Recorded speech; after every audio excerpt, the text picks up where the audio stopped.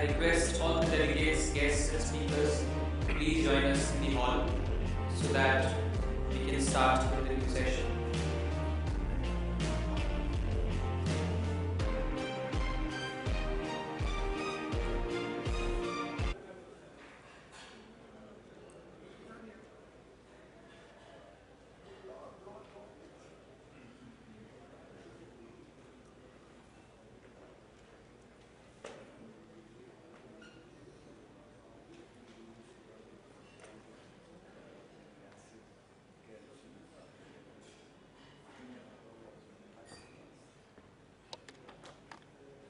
It is my pleasure to inform all of you that Mr. Ashish Sharma, CEO of Maharashtra Maritime Board, who is also the Program Chair of India Port Summit, is here with us in the hall.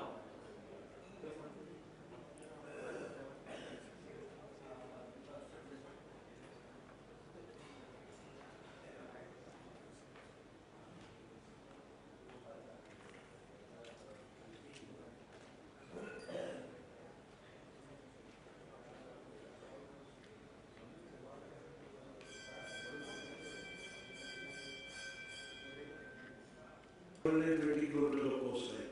And of course, our port policy is very pragmatic.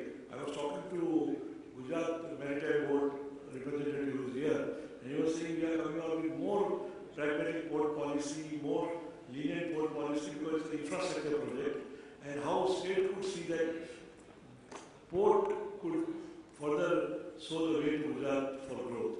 And Gujarat already has one of the best ports, and they handle over 70% of cargo throughout India, and we handle about 5 to 7%, and Andhra about 5%, and Kerala and Tamil Nadu. But Gujarat handles more than 70% of the non-major ports cargo, and there's a need to see that how we, and under the dynamic leadership of Mr. Sharma, we hope that we achieve better targets in the next 3 years.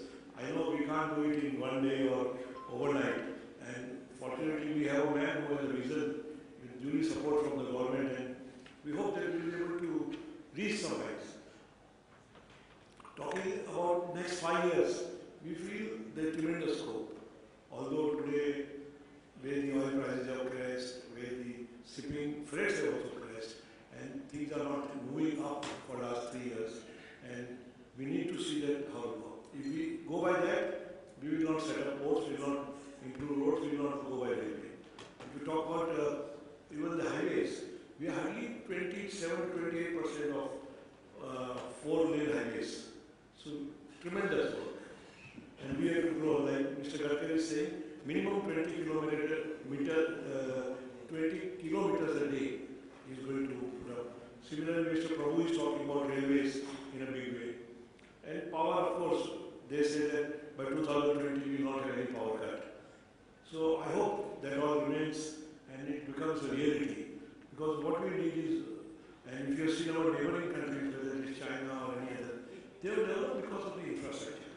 And they built in on a very fast track, the infrastructure. That's what we need. Of course, our land acquisition bill has come into issues and problems, so we should see how we combat that. Any priority project or any special project should be out from all these clutches. And of course, we talk about single window. What is single window? I don't understand. It should be single desk. Window is one part and desk is one part. Single desk. And if we could give all online, even in USA and everywhere, we need so many permissions. But you know, it is all online. And it is said that if it is in 3 days or 7 days, you are not issued the permission, it is treated as a permission. So what we need is how fast track we can do. So we can reduce the cost. Today, much of our cost is because of the delays and permissions. And wherever the file goes, everybody needs to write something. So that causes more and more delay. And many people don't have a concept about the project and the cost. If you are talking about the banking interest rate at 14%, you can't build a road and port and power and be successful at it. It is not possible. We have to understand that we need cheap funds. World over, like today I was seeing in England, for infrastructure it is 0.5%. Japan it is 0%.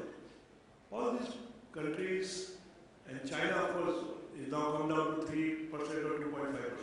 So if you talk about the rate of interest, that's one of the first criteria because you need cheap funds to build up infrastructure projects. If you don't do that, we will not move ahead. Now we are talking about another area of the Sagarmala. Why not Sagarmala? We have been talking about the Sagarmala from 2002, 2003 when Mr. Vajpayee government was there. The Sagarmala and Digi port in Maharashtra, one more port was included in Sagarmala. But nothing took off after that. They gave another name, Sagarmala, and then again it has come back to Sagarmala. Because the coastal movement is very good. We decongest the roads, less cost, less pollution, no accident. So four advantages. So why not we move forward? And much of our cargo could be smoother and reach faster than by road and railway. And if the cost is less, why not move? Same we are talking about smart cities.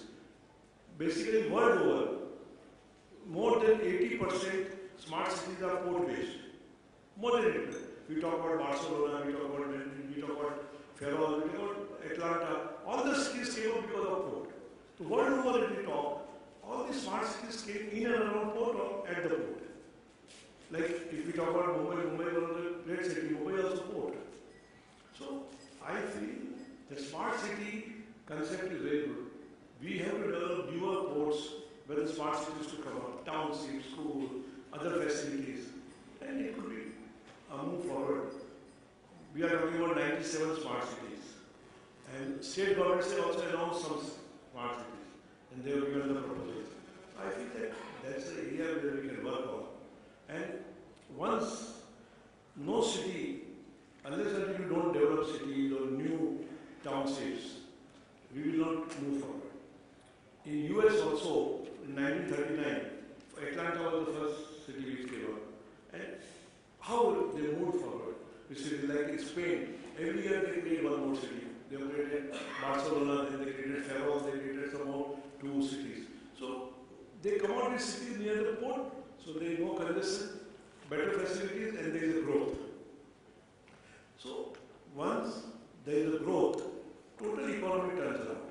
Spain is one of the countries in Europe which has turned around the fastest. Why? Because of the growth. I went to see the Ferrol port, I went to see the other port, and I saw the port is still coming up, but the railway connectivity, road connectivity is done by the state government. Of course, they have no fund, they do it for them. And they connect it separately. And they do it so well that it's worth seeing and seeing believing. I can quote even the example of Gujarat when the first before Adani, and I was with Mr. Waghela, he was the chief minister, and Patel was his minister, and Mr. Kailash was the CEO of GMP that time. And we went, and he said, Waghela was taking so many delegations, that time I was president of All India Manufacturers Organization. Why don't you take port delegation? These people are asking land and all, and how can I give all this? My cabinet is not agreeing, everybody is not agreeing. So we went to, I took him first to Belgium, Antwerp port, then I took him to Hawaii port, then I took him to Rotterdam. When he came to London after that with me, in the evening he told his port owners, Adani, Nikhil Gandhi, what nonsense? Mr. Kailash, give them the land. This is the asset of the port. So he said, no, instead of a 11% equity, it will go down to 30. Okay, once the investment will come down, give them the port, the land, whatever they require for the port, and release it tomorrow itself. And you know, when he came back from London, he did it. Because he saw where they went to see the ports. What they need, the main land. And the rest, what state government has to do, is they will do it. So, you know, it's a vision. Infrastructure is a long-term project, vision, and we need to support infrastructure in this country, whether it is port, road, or railway, or any power. We need to do that. Here, if you talk about, we have 37 permissions in port. We have got 62 permissions in hotel industry, if you talk about the infrastructure in hotel industry.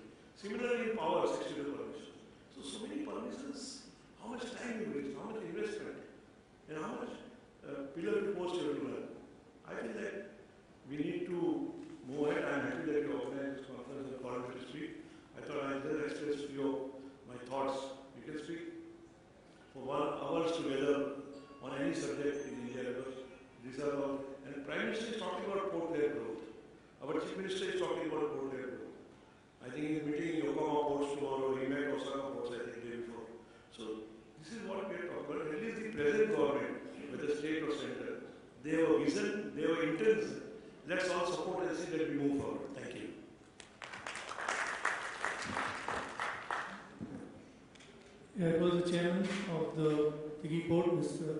Kalantari. We truly appreciate your concern, and especially the permissions what you've spoken about. They seem to be very relevant because that struggle has been in all the states, getting permission from various authorities. And if these permissions are given on time, I'm certain that everything will move much quicker. We have our next panelist, Captain Saxena, can speak.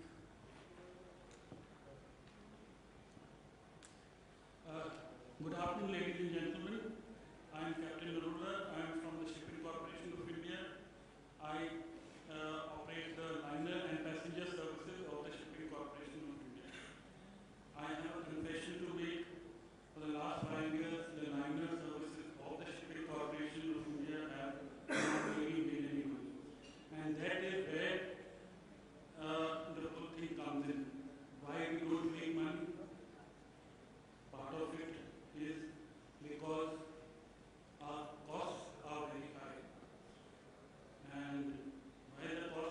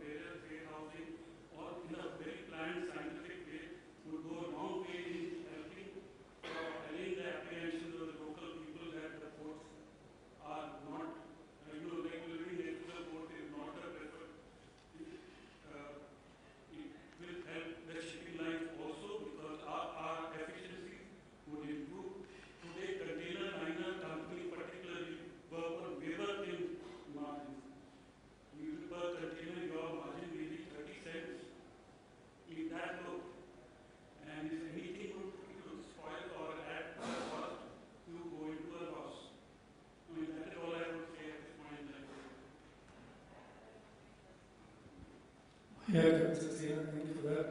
Of course, you stressed more on the safety aspects which are leading to incidents and accidents in most of the ports. At times there's a lot of pressure. There's a lot of commercial pressure actually leading to this, and sometimes people want to do shortcuts.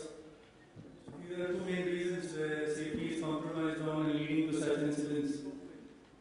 Hence, we need to be more cautious. Next, we have um,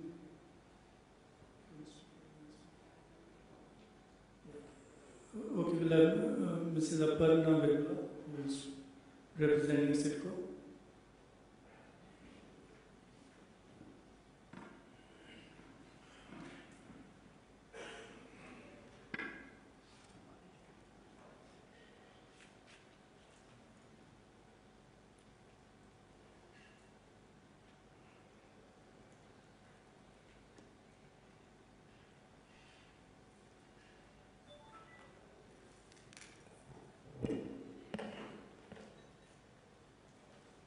Thank you, Richard.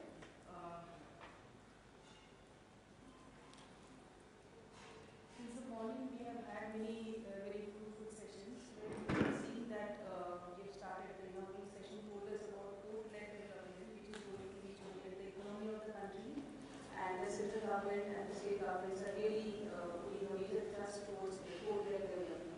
And then we have had later sessions where we have talked about this, the way forward, the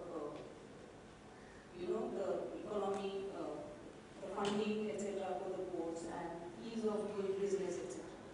Now, I really thank the organizers for bringing so many perspectives into this one-day summit. And I thank it especially because I want to share with you this perspective that a port is not necessarily a water-based activity where ships come in, they load, unload, etc. and the matter ends there.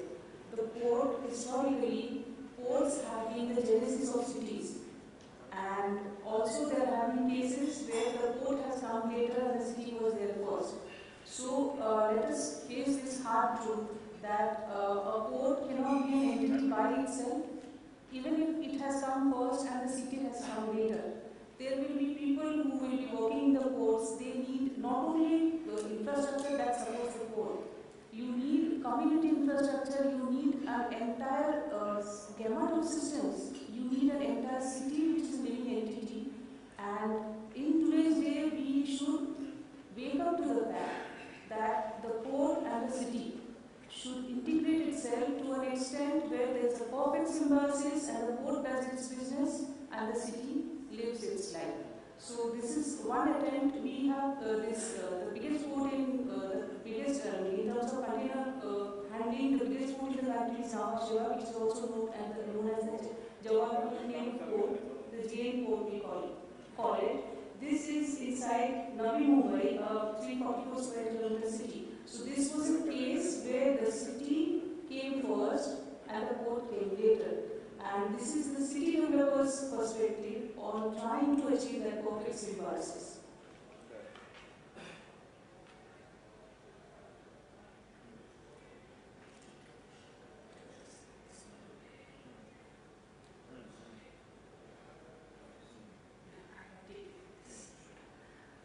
This is the Jawaharlal port. It is a 25 square kilometer port inside Navi Mumbai. This is a little bit to share with you the context. This is the city of Navi Mumbai, where you can see there is the circle at the bottom that shows you where the port is there. And in this, here you can see a little bit the approaches, the road approaches. There are 4 major road and rail approaches to the port. We have laser pointer.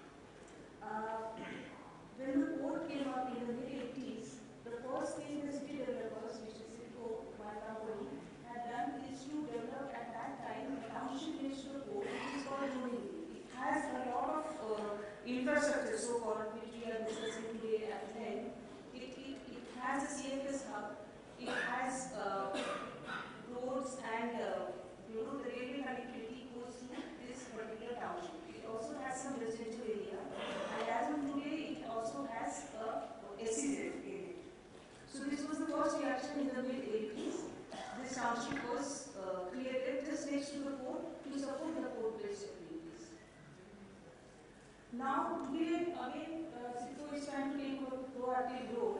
We realize that we have to rise above this independent port perspective and independent city developer perspective. So we are trying to take an overview and see what, as a city developer or a city planner, we can offer to make JNPT do its function better. In this effort, we have carved out an area which we are calling the Jain Port influence area around the Jain Port. Some part of this influence area is in Navi Mumbai, and some part of it is in Kota, and some part of it is in a new town called Naina.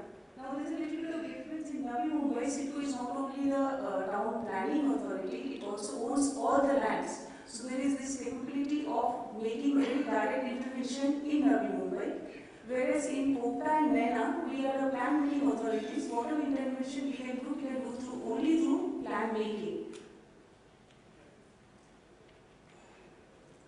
This is just real life, like on Google Earth imagery. You can see the port here, Navi Mumbai, Kota and Naina.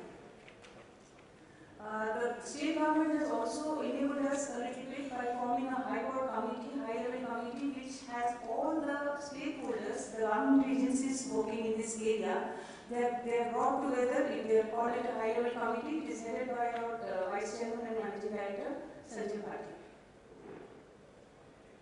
And we are thinking of strategic planning of this entire area around the port, where we can offer help, being the town planning and development authority. And we are going for the strategic planning of this entire area. We are going to very soon come out with a plan where we can do the math, basic math of, let's say, JNPT is expanding from 5 to 10 million TEUs. What would it mean in terms of space requirement for infrastructure, not only roads, railways, etc., CFS, warehouses, parking yards, this kind of facilities? We will try to work out how much of it would be required, and then try to work out what are the good networks here and how much it should remain in Navi Mumbai, how much should go to Kota, and how much should go to Naina. A little bit of idea about what JNPT would like to do, is about to do. This is the fourth terminal everybody was talking about today morning, and this is another expansion of 350-meter expansion of the present terminal. And then it also trying to bring out an SEZ in its own area. This is the SEZ. These are the basic things which JNPT would like to do. Now, what would happen to Navi Mumbai and the surrounding area if the port really jumps from 5 million TEUs to 10 million TEUs? These are some of the real-life situations. One is huge traffic congestion. Just now, my co-panelist mentioned that 2 days trucks have to wait on the road, and of course truckers have to live there literally. It's a very bad situation. Not only that, people who come to work in the Jain port and the surrounding areas, they don't know what time they will go back home in the evening because the condition is so bad on the roads.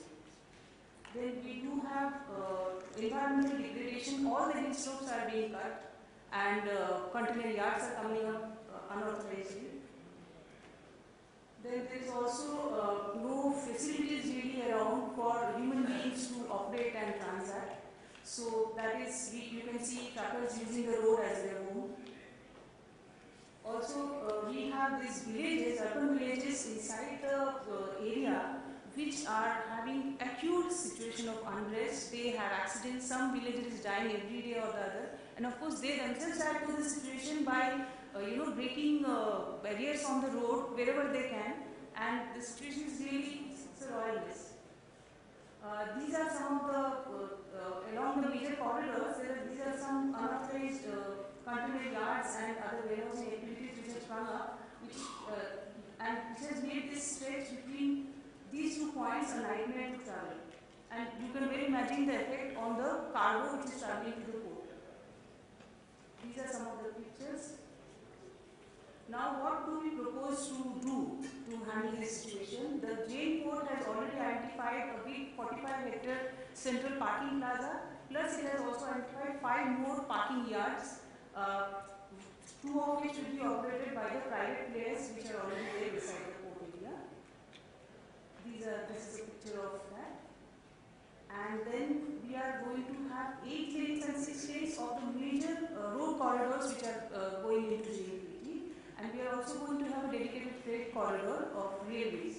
And I would like to add here that presently the rail is to road share in Jain Port is 20 rail and 80 road.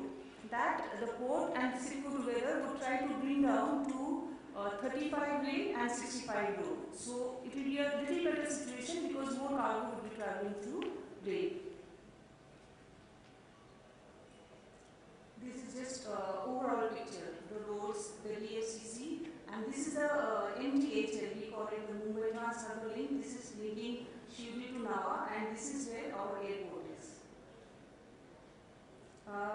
We ourselves, CITCO, took a workshop and engaged actively with stakeholders, and we found that there are 3 areas where the stakeholders needed immediate attention. One was review of the existing facilities, second was providing for adequate parking spaces, and third was the PCS, what everybody was talking about in the morning, Port Community System Network. The communities expressed a very dire need to put together a network where all the important information could be shared at the drop of a hat. We have started certain things already. We are providing these dormitory facilities for the truckers, and we are also providing for this solid waste management units, which of course it's a very small thing, but it makes a lot of difference because the surroundings are really unclean in the around the port. We are also trying to solve this huge problem because there are no facilities. This necessity is solved by informal sector. There are hawkers, there are repair garages, there are all kinds of shops on the road which just don't let anything move. So we are trying to make a plan where all these informal sector activities would be located properly. We are also reviewing the tariffs we do have a truck terminal which is 7.5 hectares in Dombivli itself, but people say that the rates are very high, so nobody is going inside. We are making a review of that. We are ready to bring down the rates. We have already brought it down by 25%. We are trying to bring it down further so that people the lorries, the trucks, the trailers just move inside the parking yards and they are not on the roads. Then these are the facility provisions, like especially within Dombivli, we are creating 2 more parking yards because we got to understand from this interaction with the stakeholders that there are parking yards, just parking yards, nothing else. We need facilities there, medical room for the drivers, restroom for the drivers, toilets, place where people can sit down and check their documents, etc. etc. So all these things, all these facilities are going to be put together. You can see this: police chowki, weight bridge, medical room, food court, resting areas, toilets, and office rooms. We are combining all these things with the parking yard and creating 2 such parking yards in Dombivli. And then another thing is we have this huge problem of unauthorized container yards on the road, which are polluting the environment and choking up the roads. But we can't forget that they are serving the port. Those activities are there because the port needs them. So we are trying to make a plan and move them into an area where they can function properly and they can contribute to the economy. This is the one. Of course, this is another thing which is very important. The comprehensive village development plan. As I mentioned, there are 30 village settlements in this area, and the villages are a very disgruntled lot. But they also do have a say in what is going on in the ports. Of course, this is what the grapevine says. There are no studies to prove that the villages really rule the shots, call the shots there. But because they are very, disgruntled, they do not have ways of income, etc. There is a lot of unauthorized activity which goes on the roads by breaking queues and making, lorries go first. And the waiting time, because the waiting time is so long, everybody's patience is tested, and this kind of hanky-panky goes on. first thing we thought is these 38 villages, they should be given, served with a package of, a development package where these things, you can see every village at least should have a school, a wellness center, a community center, a playground, water supply, solid waste management and market. So these basic facilities we are bringing in the manner of a comprehensive village development plan, and all 38 villages are going to be brought under this umbrella. And of course, this is a novel plan by our recent MD, Shri Sanjay Bhatia. He is asking all the companies active in this area to use their CSR funds to help us in implementing this comprehensive village development. And then this warehousing activity, this is the last one I'm coming to. I will not test your patience anymore.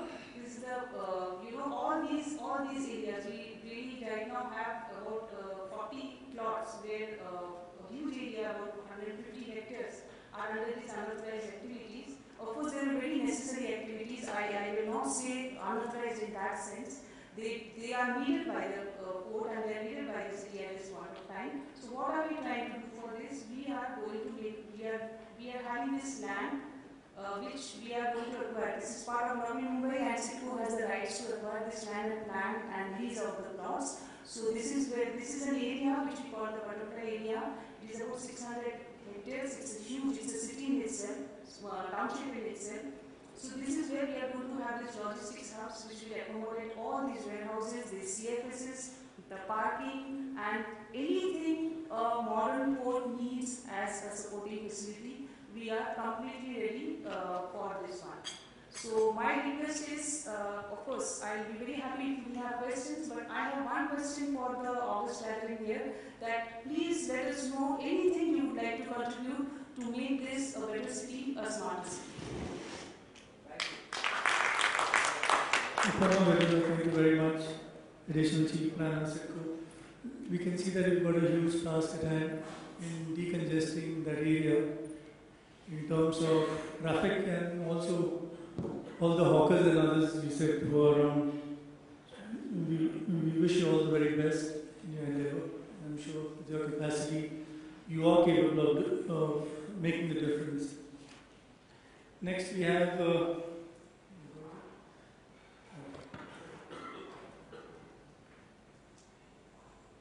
next on the panel we have Mrs. Shruti Arora, Assistant Vice President, ILFS.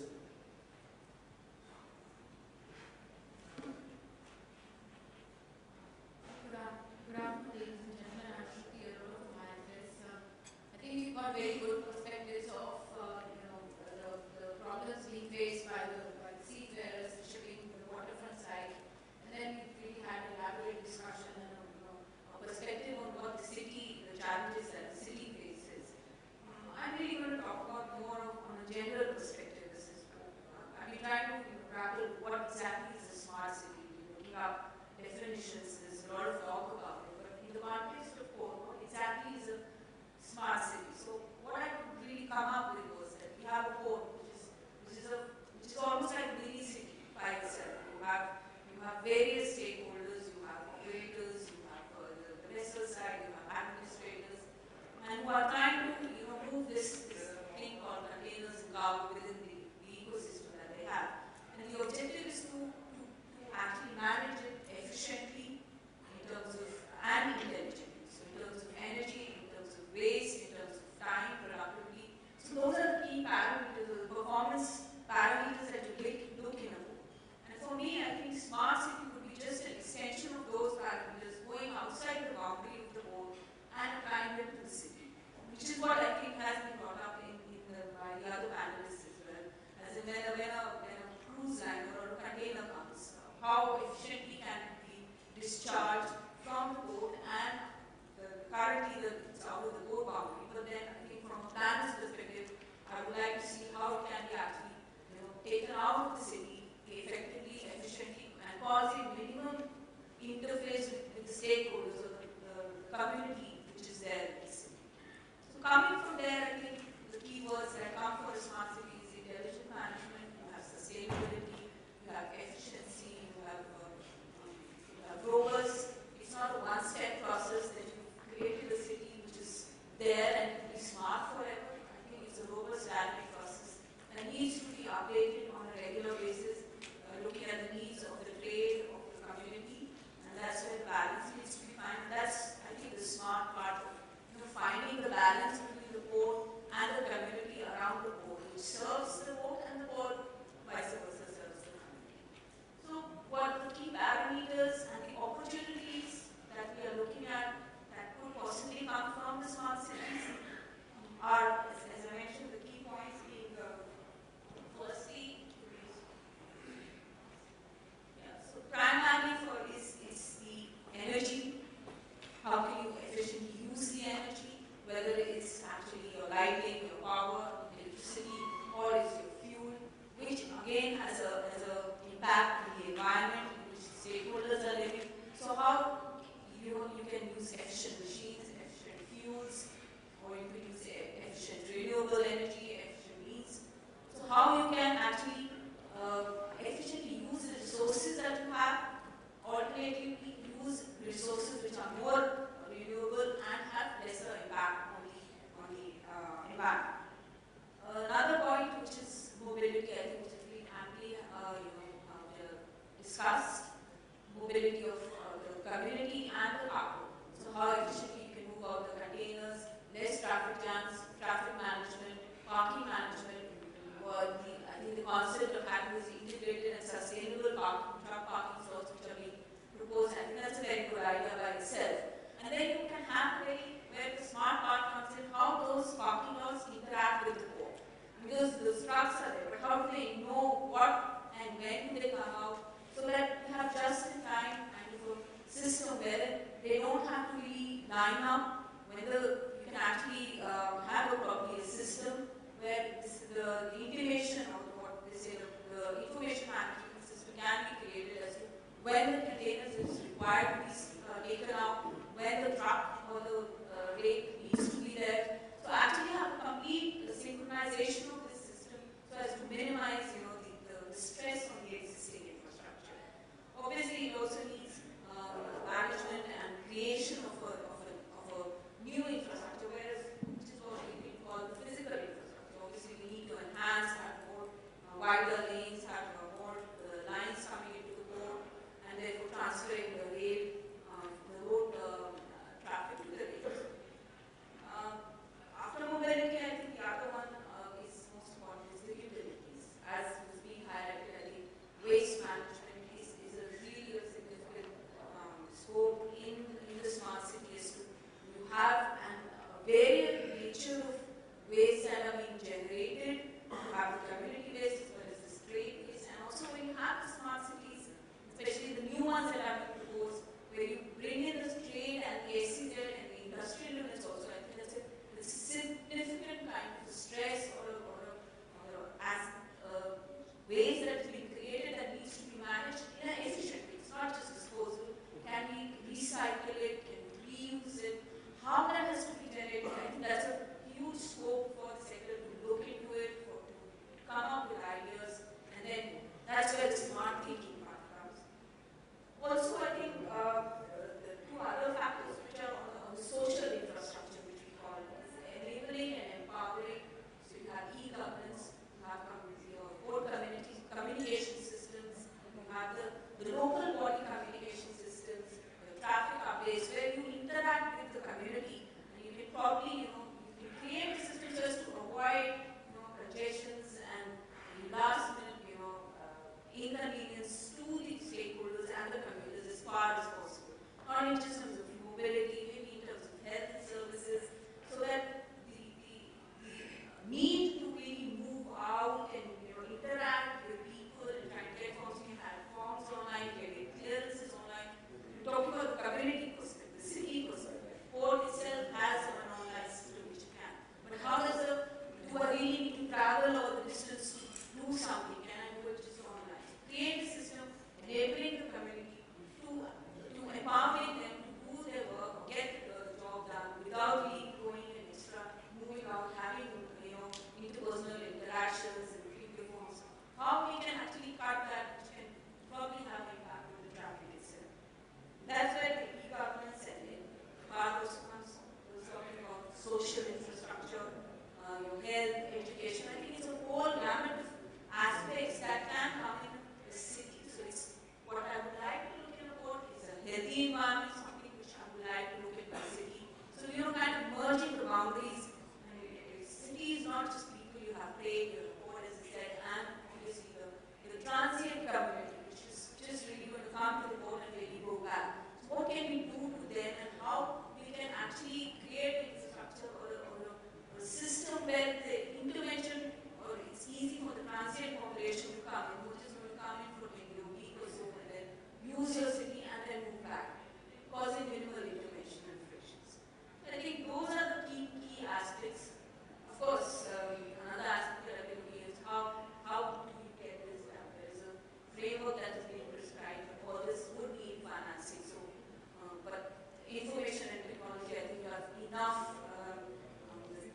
There's a lot of interest in that sector, a lot of private sector which is interested in it. There's a lot of funding which can come out for it. There are new forms of funding which can come up. So there are applications, etc.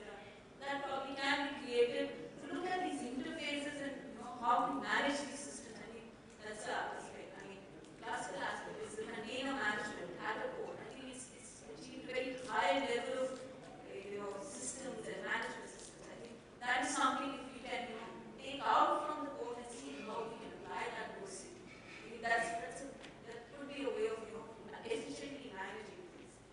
And I think, and that is where the interaction with the city, I think I'm glad this was happening with stakeholder, public consultations. I think that's a very good way of getting the feedback and having the community. Because last year, I think smart cities cannot happen without smart people. So we really need to enable the people, educate them, give them, empower them with tools where they can get back to us and to the city and to the port and to create a seamless, sustainable living ecosystem rather than just looking at each perspective by itself. And the opportunities from the private sector and I think for the technology sector are immense in this small little state that we have. So just like that. Thank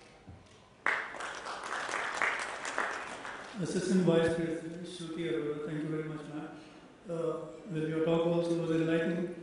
You spoke basically about using efficient fuels. I don't think we get much of those efficient and effective fuels nowadays, generally contaminated, and that's where it adds to the pollution. However, regards garbage, sewage, oily water import, this has generally been a lot of concern in most of the ports. There has been the ships have been discharging, and then we get all the black oil coming on the beaches. Especially in Goa, we've been facing these problems. Then even the disposed garbage, it's eventually not gone to the end. It's taken off the ship, it's gone in a barge, it's gone in the truck, and eventually it is not at times disposed in the manner it should be. So I'm sure these concerns are there in most of the ports. And as you said, people need to be smart in ports. All of us are smart, so I think that one problem is resolved. So, thank you very much. If there is any question from anybody in the audience, speak up, yeah?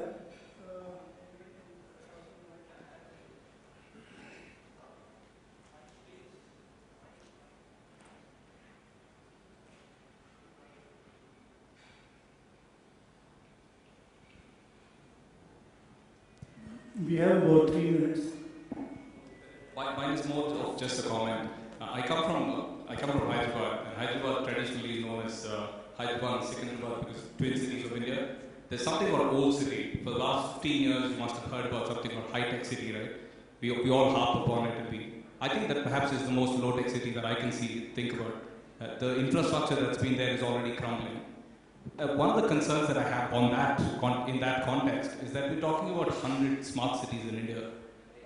Do we really have the research done? And I'd like a comment from each of you. Where would it be possible to probably create 1 or 2 of these cookie-cutter cities that will meet the standards of what Shruti was talking about, and then perhaps take it from there? Because attempting 97 seems to be a far-fetched idea to me. This is more of a comment from my side. Pardon my cynicism if you can comment upon that, it would be great. Is there somebody who would like to comment? No, I don't think a number has to do anything with whether I build one smart city. In my personal opinion, I don't think a number has anything to do with the smart. I think it's more of the concept that they have generated. I think, yes, the challenge that we face is the urban population is so big. I mean, we don't have a uniform urban population. You look at the people and the city, there's a lot of variation in terms of economics or even in terms of education. So I think it's a big challenge that we're facing. You can create an isolated island within the city, which is very high tech. You have a building, but the challenge is to go out of those boundaries, which is what I'm saying. Port can be a very efficient port. I can have port completely operated by 5 or 6 people. But the challenge is to go out of the port and replicate that model to the extent possible. It's difficult because we have a system which is already, it's not a static system. My population is growing. People are coming in and moving out. I don't have a static system to work on. So I think it is possible. I don't think number is an issue. I think what we need to do is, within an existing city, how do we manage? I can create a new city which is perfect, which high-tech city would have been at some point in time. But I think the concept which is sustainable and robust and within the existing system that I have, how can I do it? I think that's the challenge.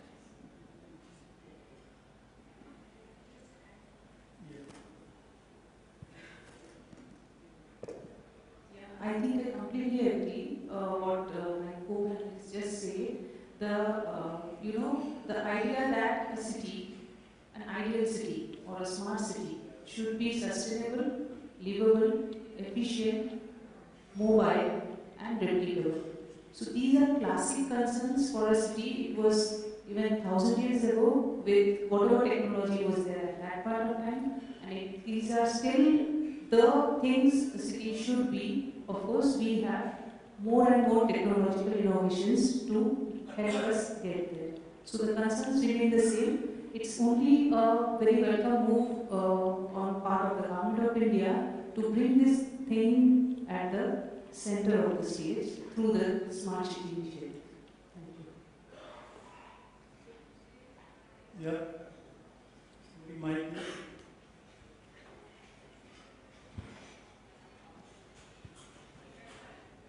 Good afternoon, everyone. It's a fortunate moment that the people from private as well as government sector are sitting together. When we are deliberating about how to make our cities smarter and plan them beautifully so that we can incorporate many things. But how do we, because any plan won't be fruitful until we channelize people. And how do we channelize our people and make systemic and cultural changes? Because we are a country, because I have seen that solar panels were installed by the government and people who are dwelling by roadside, so they were drying their clothes over their solar panel. So even if you do anything, how is that going to materialize unless we go and teach people? So how are we going to bring in that change?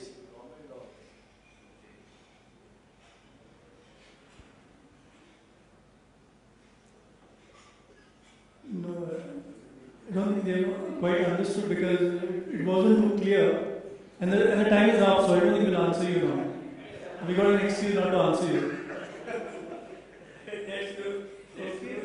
No, it's 3:15, and I would like to thank all the panelists, and I would like to thank all the delegates. In spite of having such a nice lunch, all of you have been awake. Thank you very much.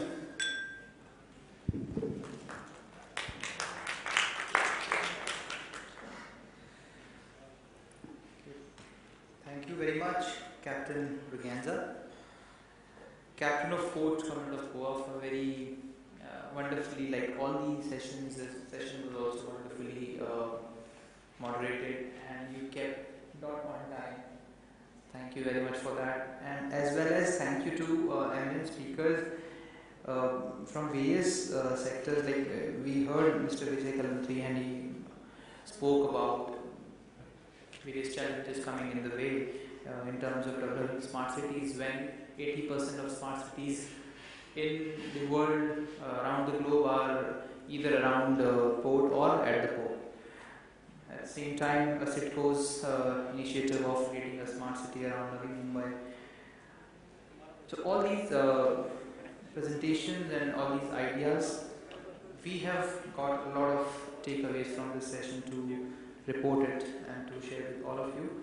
And I hope everybody here in the hall might have learned quite new things and new ideas about creating smart cities around ports through this session. Thank you very much, and I request now Honorable Session Chair to present mementos to our eminent speakers of this session. And we will start with Shri S. Narula, Director of Passenger and Liner, Shipping Corporation of India. A round of applause for Mr. Narula for coming over and sharing his thoughts with us.